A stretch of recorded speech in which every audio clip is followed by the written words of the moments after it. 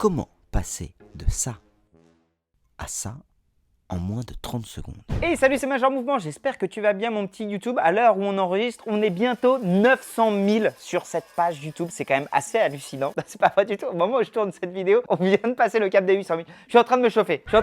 Parce que cette vidéo, je te jure, c'est cette vidéo qui va nous faire passer le cap des 1 million de vues pour cette vidéo. Parce que, de quoi on parle? Tu l'as vu dans le titre, tu l'as vu dans la miniature. Est-ce que ça t'arrive parfois de vouloir gagner en amplitude pour toucher le sol et de sentir que tu es limité? Dans cette vidéo, je vais t'expliquer un truc qui est tout bête, mais qui est passionnant.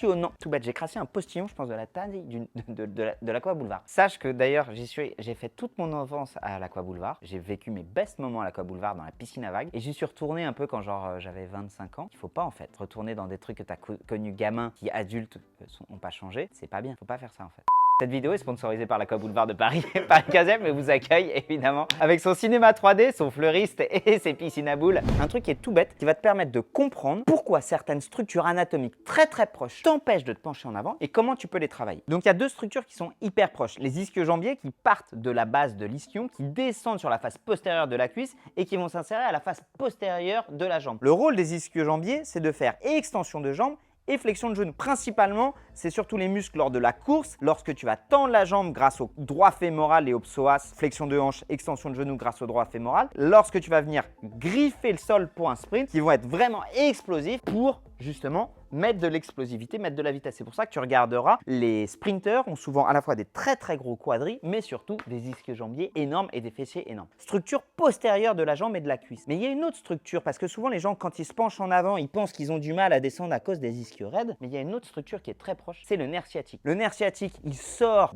comme toutes les racines nerveuses du cerveau, du crâne, par le biais de la moelle épinière, qui va descendre le long du canal rachidien, au niveau de la vertèbre lombaire numéro 5 et la vertèbre sacrée numéro 1, il y a l'émergence du nerf sciatique qui va sortir. Donc juste là, elle va descendre le long des fessiers, au niveau de l'ischio, suivre les ischio-jambiers de la face postérieure de la cuisse, face postérieure de genou, face postérieure de mollet, dans le talon et dans le pied. Donc en fait, les deux sont des structures postérieures. Lorsque je vais venir me pencher en avant, je mets en tension mes structures postérieures. Et sont bien malin celui qui est capable de faire la différence dans sa limitation, si c'est ses ischio-jambiers ou c'est son nerf sciatique qui le limite. Alors on peut déjà avoir un petit indice avec la tête. Si par exemple vous êtes ici et que vous êtes limité, si vous amenez la tête en arrière et que vous pouvez descendre plus bas, c'est que vous avez réduit la tension neurale et donc ce qui vous limitait à ce moment-là, c'était une mise en tension neurale. Si vous êtes capable de descendre plus bas, ce qui vous limitait jusque-là en tension neurale, vous l'avez un peu récupéré au niveau des cervicales. Mais ce que je vais vous montrer, ça se passe au sol, c'est lorsque vous êtes allongé au sol et justement le nerf sciatique, il va au-delà du genou, au-delà de la cheville. Donc si vous êtes limité sur la flexion et que vous allez réduire la mise en tension neurale en limitant la tension au niveau du nerf sciatique en faisant une flexion plantaire de cheville et que vous arrivez à descendre plus bas, eh bien ça veut dire que vous avez diminué la tension au niveau du nerf sciatique et à ce moment-là, ce qui vous limite, c'est seulement vos ischio-jambiers. C'est donc pour ça que lorsque vous allez chercher à descendre tête enroulée, thorax enroulé, lombaire enroulé, et que vous allez chercher à descendre tout droit en ramenant la pointe des pieds, vous allez plutôt sentir que ça tire dans le bas du dos. Or, les ischio-jambiers ne s'insèrent pas dans le bas du dos. Ce que vous ressentez à ce niveau-là, c'est un étirement de toute la moelle épinière, principalement sur un de ses nerfs principaux, qui est le nerf sciatique. Si à l'inverse, je réduis la tension au niveau de la moelle épinière, je peux descendre un peu plus. Je réduis la tension au niveau du nerf sciatique, au niveau des pieds, je peux descendre un peu plus. Et même si je viens chercher un peu d'extension au niveau lombaire, je peux descendre un peu plus. C'est donc comme ça que vous pouvez voir que parfois deux éléments très proches peuvent avoir quasiment le même trajet, mais finalement, pour pouvoir venir chercher une sensation d'allongement principal, c'est l'élément qui va être le plus court qui va vous limiter, que ce soit l'élément nerveux ou l'élément musculaire et tendineux. Donc, comment est-ce que je fais pour gagner là-dessus? Vous l'avez vu en début de vidéo. Eh bien, s'il y a un muscle, on va plutôt l'étirer. Vous avez vu, notamment, je vous l'avais montré ici, le travail, comment est-ce qu'on peut gagner en étirement sur un muscle plutôt sur du renforcement musculaire en fin de course, eh bien le nerf, lui, il supporte pas du tout ce type de mouvement. Le nerf, plus tu le mets en tension, plus il va t'envoyer un message douloureux et donc tes étirements, petit à petit, vont devenir contre-productifs et plus tu vas étirer le nerf et moins tu vas avoir d'amplitude de mouvement. En fait, ce qu'il faut que tu comprennes, c'est que le nerf, contrairement au muscle, n'aime pas être étiré dans une zone douloureuse. Le muscle, plus tu vas l'étirer, plus tu vas le désensibiliser et moins il va t'envoyer un message de douleur. Donc plus tu t'étires, plus tu vas venir chercher loin et gagner en longueur. Le nerf, c'est l'inverse. Le nerf, il aime les petits bisous, il aime les petites sensations douces. Si tu l'étires et que tu lui fais mal, il va te le faire payer, ce bâtard. Et tu pourras aller de moins en moins loin. Et c'est pour ça que parfois, plus tu t'étires, moins tu gagnes. Ou la plupart du temps, pour être tout à fait franc, c'est plutôt tu vas t'étirer et tu vas avoir la sensation de ne pas réussir à gagner. C'est que la structure que tu es en train d'étirer, mon petit salaud, c'est pas ton ischio-jambier, c'est ton nerf sciatique.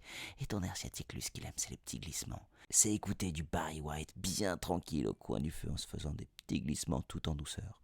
Donc si tu veux vraiment toucher le sol, si tu veux vraiment descendre, et que tu as repéré grâce au test que je t'ai montré avec la modification de la flexion plantaire, que tu sens que ce qui te limitait, c'était ton nerf sciatique, mon petit pote, mobilise ton nerf sciatique tout en douceur.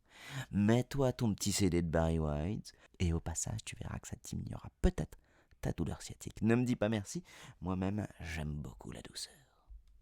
Si tu veux étirer du nerf, c'est plutôt de la douceur qu'il lui faut. Il faut être un vrai gentleman avec ton nerf. Et donc pour ça, on va plutôt utiliser des techniques dites neurodynamiques. Donc là, ce qu'on va faire, c'est que comme on a compris que ce nerf, il a un point d'insertion au niveau des cervicales tout le long du rachis et un point de terminaison au niveau du talon, eh bien on va venir raccourcir d'un côté, mettre de la tension de l'autre. Raccourcir d'un côté, mettre de la tension de l'autre. On peut le réaliser entre 15 et 30 fois d'un côté, puis de l'autre. En faisant ça, tu vas donc tout en douceur mobiliser ton nerf sur des mouvements neurodynamiques, désensibiliser ton nerf, ce qui au passage va aussi désensibiliser ton muscle et te permettre de gagner en amplitude. C'est donc intéressant par exemple avant de faire tes séances de stretching, de travailler spécifiquement ton nerf au lieu de toujours taper dedans et d'avoir des douleurs. Écoute, merci beaucoup. Ah tiens, il y a un truc que j'oublie toujours de te demander. Si cette vidéo t'a aidé, mets-moi un petit like, je te jure, pour le référencement, ça fait super plaisir. Et c'est grâce à ces petits likes qu'on va bientôt être 900 000 et peut-être, qui sait, 1 million sur cette page YouTube. Pour rappel, je suis kiné, thérapeute manuel, enseignant en thérapie manuelle. J'ai écrit 2 bouquins, les liens sont en description. Le premier, c'est pour avoir un corps en bonne santé.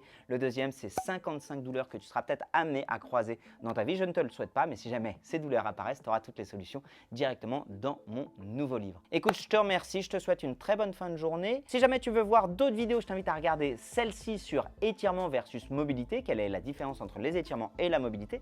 Et puis sur, qu'est-ce qu'on peut mettre? Allez, sur la douleur sciatique. Pourquoi le neurodynamique permet aussi de diminuer la sciatique. Je te souhaite une bonne fin de journée. À la prochaine. Bye bye.